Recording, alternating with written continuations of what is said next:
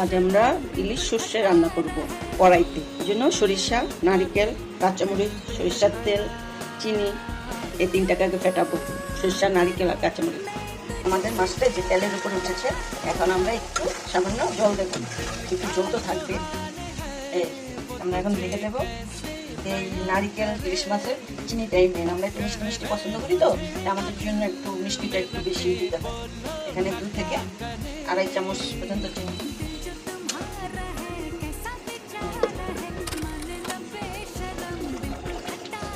মাছটা হয়ে গেছে, কিন্তু তেল তেল উঠবে উপর দিয়ে, চারিদিকে একটু তেল ভাসবে, তাহলে একটু সম্পূর্ণ রেডি।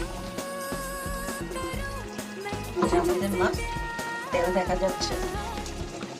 এর সাথে মাছ আমরা একটু চুলাটা বন্ধ করবো।